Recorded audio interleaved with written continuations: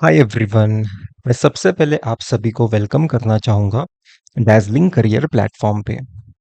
अब तक हमने रिग्रेशन वाला कहानी सीखा using simple linear regression, multiple linear regression, rich regression. आज मैं आपको एक क्लासिफिकेशन एल्गोरिथम का शुरुआत करने वाला हूँ जो है लॉजिस्टिक रिग्रेशन। नाम में तो रिग्रेशन है पर ये एल्गोरिथम हम क्लासिफिकेशन के लिए यूज करते हैं। ओके, इसे डिटेल में हम जानेंगे पर उससे पहले मुझे आपको एक्सप्लेन करना पड़ेगा कि क्लासिफिकेशन का थीम क्या है।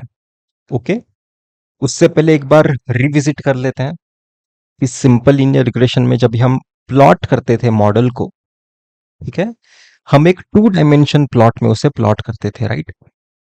वाई एंड एक्स इन दो वेरिएबल्स को यूज करके आपका टू डायमेंशन में आपका मॉडल फिट करते थे। वैसे अगर मैं बोलूं मल्टीपल लीनियर रिग्रेशन में आप क्या करते थे?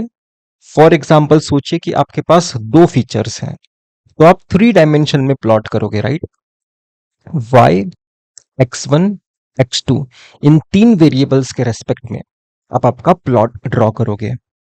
पर क्लासिफिकेशन में हम क्या करेंगे वो बहुत इंपॉर्टेंट आपके लिए पहचान है। क्लासिफिकेशन में ना हम वाई को यूज नहीं करते हैं प्लॉट करने के लिए, हम सिर्फ फीचर्स को यूज करते हैं।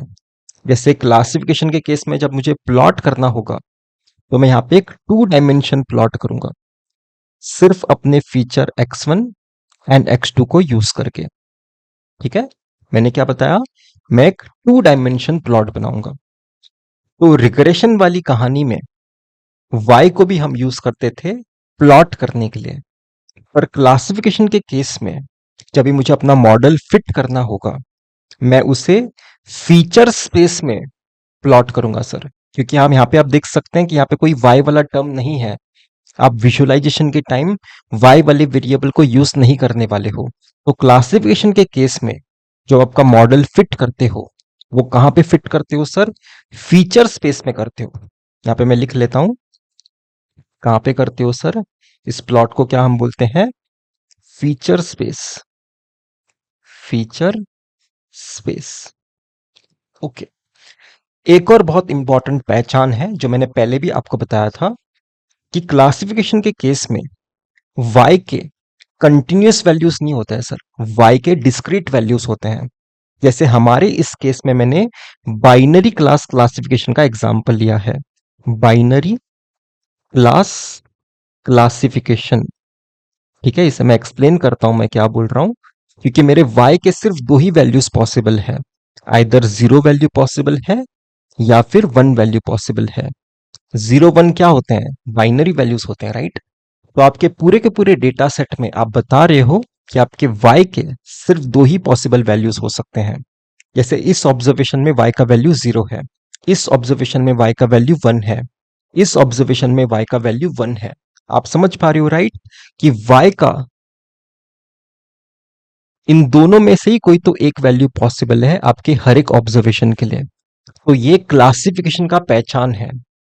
क्लासिफिकेशन वाले प्रॉब्लम्स में y के फिक्स नंबर ऑफ वैल्यूज होते हैं, उसमें से कोई तो एक वैल्यू आपके डेटा सेट में हर एक ऑब्जर्वेशन के लिए आपको दिखाई देगा। ठीक है, जैसे हमारे केस में y के सिर्फ दो ही वैल्यूज हैं, तो इस ऑब्जर्वेशन में y का वैल्यू जीरो दिखाई दे रहा है, इस ऑब्जर्वेशन में y का वैल्यू वन दिखाई दे रहा है, इस ऑब्जर्वेशन में y का वैल्यू जीरो दिखाई दे रहा है।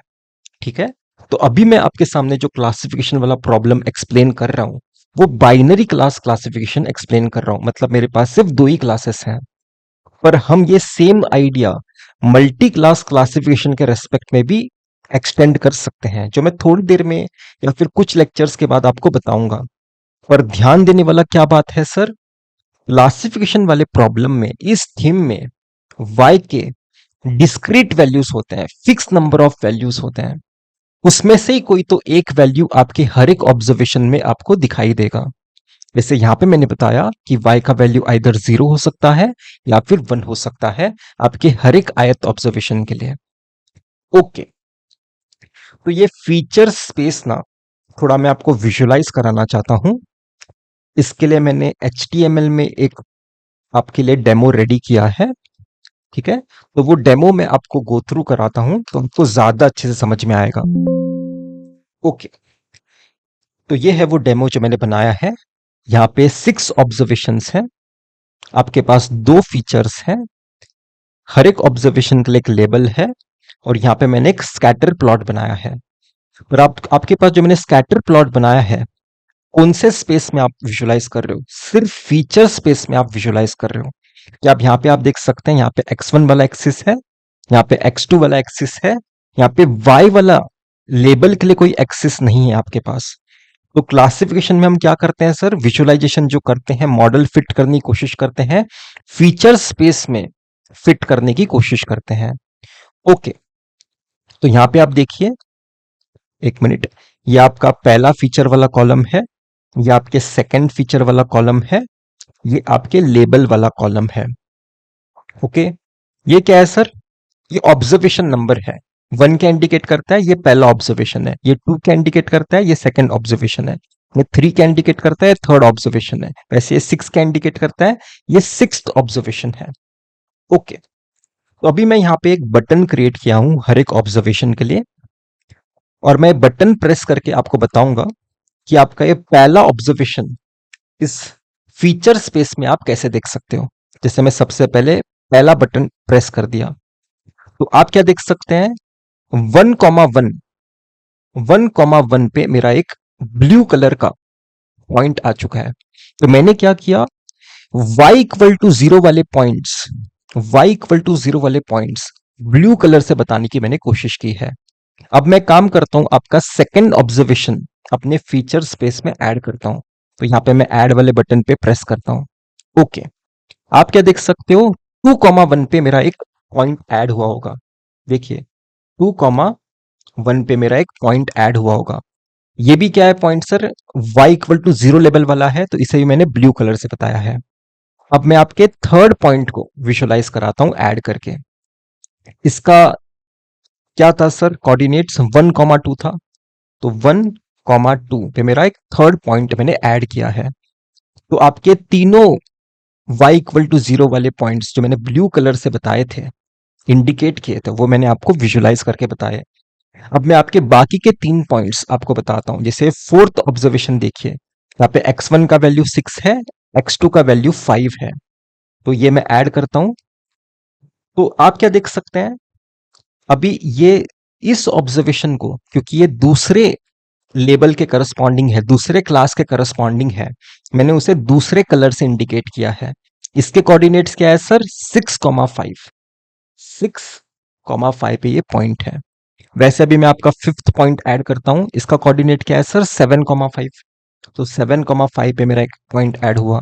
अभी मैं आपका लास्ट पॉइंट ऐड करता हूं 6,6, तो 6,6 वाला पॉइंट मैंने यहां पे ऐड किया है। ओके, तो अभी देखने वाला पॉइंट क्या है? यहाँ पे ऑब्जर्व क्या करना है आपको कि y इक्वल टू जीरो वाले पॉइंट्स एक पर्टिकुलर जगह में एलोकेट हो रहे हैं, y इक्वल टू 1 वाले पॉइंट्स एक पर्टिकुलर जगह में एलोकेट हो रहे हैं मेरे फीचर स्पेस में। अगर आपका डेटा लीनियरली सेपरेबल रहा, ऐसा कुछ आप देख सकते हो। अगर आपका डेटा एक लाइन से सेपरेट नहीं कर सकते, मतलब थोड़े मिक्स दिखाई दे रहे हैं पॉइंट्स, तब कुछ अलग कहानी हमें करना पड़ता है, वो मैं एक्सप्लेन करूंगा आपको। पर अभी के लिए कहानी थोड़ा सिंपल रखते हैं। सोचते हैं कि मेरा डेटा लीनियरली सेपरेबल होगा, तो तब आप क्या देख सकते हो? एक पर्टिकुलर क्लास के पॉइंट्स एक पर्टिकुलर रीजन में दिखाई देंगे फीचर स्पेस के, और दूसरे क्लास के पॉइंट्स किसी दूसरे रीजन में दिखाई देंगे फीचर स्पेस में। इसलिए तो उसे आप एक लीनियर डिसीजन बाउंड्री से सेपरेट करने के बारे में सोचने वाले हो। तो मैं होप कर रहा हूं कि हम किस प्लॉट पे अपना मॉडल फिट करेंगे वो आपको समझ में आया है। हम किस में प्लॉट कौन से प्लॉट में फिट करते हैं सर अपना मॉडल? क्लासिफिकेशन में, फीचर स्पेस में। हम सिर्फ फीचर्स को यूज करके अपने पॉइंट्स को प्लॉट करते हैं, डिफरेंट क्लासेस को डिफरेंट कलर से इंडिकेट करते हैं, एंड क्लासिफिकेशन परफॉर्म करने की कोशिश करेंगे। जैसे इस केस में एक लाइन बना के मैं क्लासिफिकेशन करने की कोशिश करूंगा।